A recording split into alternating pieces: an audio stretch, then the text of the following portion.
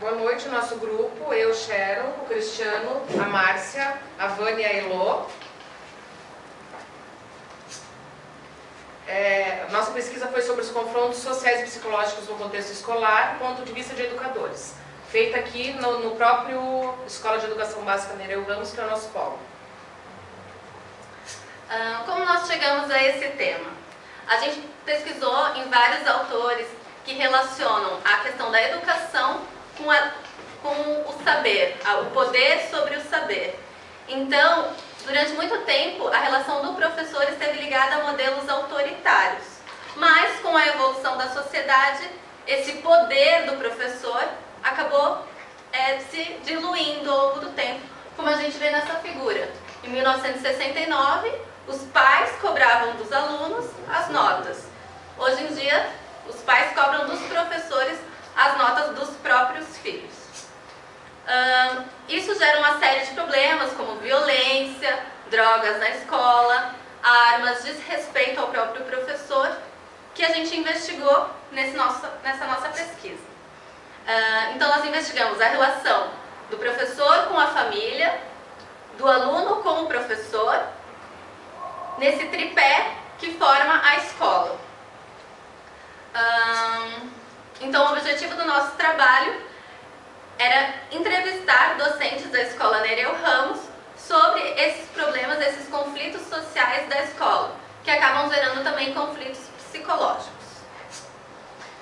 Bom, a metodologia, a ideia deste trabalho se inspirou em duas disciplinas que nós tivemos no semestre passado.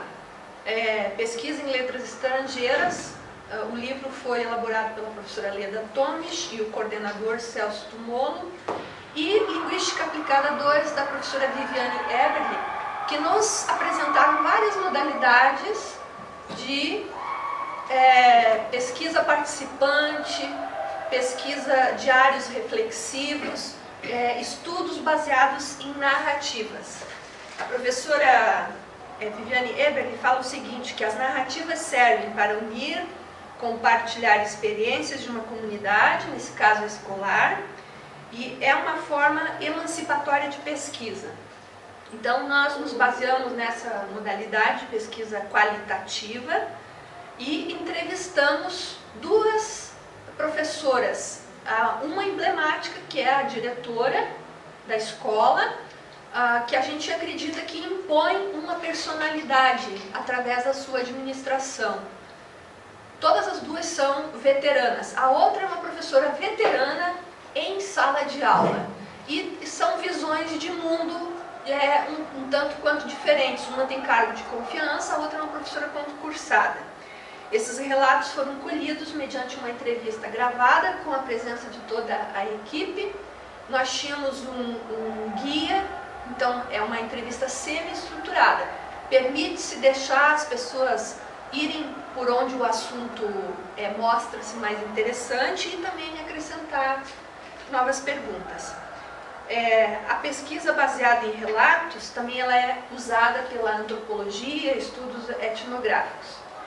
E ela pode ser analisada, esses relatos que nós escolhemos, podem ser analisados à luz de várias teorias. No caso, a gente tentou aplicar o conteúdo dado na disciplina de psicologia. Então, nós tentamos explicar, localizar coisas como bullying, violência escolar, se as professoras eram assertivas ou não, se elas sentiam necessidade de um apoio psicológico, tá?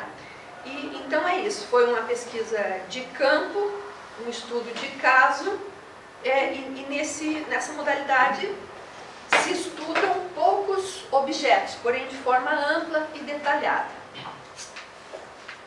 Bom, com essa nossa pesquisa, o que ficou constatado através dos relatos das professoras? Que há ausência da família na escola. A família não participa das atividades da escola, eles vêm quando é só para buscar nota, quando tem algum problema, então eles raramente participam das atividades.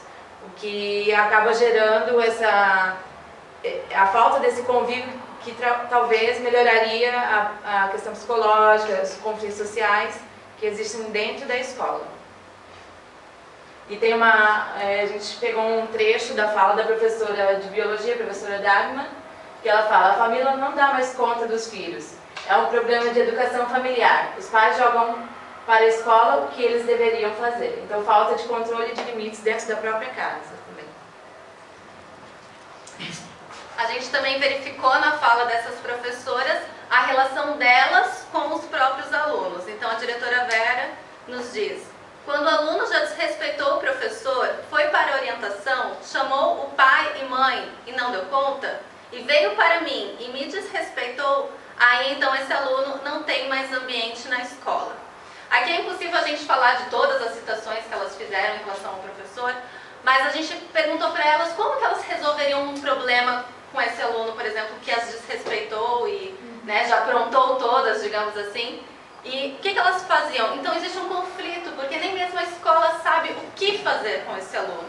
Esse caso específico que ela citou, eles pediram transferência desse aluno para uma outra escola, mas isso também não resolve o problema desse aluno e vai levar o mesmo problema para uma outra escola, que provavelmente vai pedir a transferência desse aluno para uma outra escola. Então, o que a gente percebe é que existe realmente um conflito e que não se encontra solução para esse conflito. Isso aqui é um exemplo, e quem puder ver o nosso trabalho vai poder ver outros exemplos dessa relação que a gente faz ponte com os autores que a gente utilizou nessa pesquisa.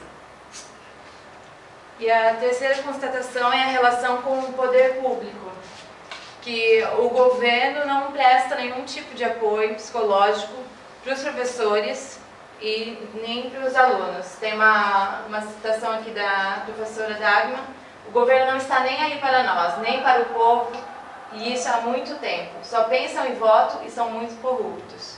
Então ficou bem claro ali que realmente não tem nenhum apoio. A gente procurou alguma lei que declarasse, que deixasse claro que é necessário esse apoio.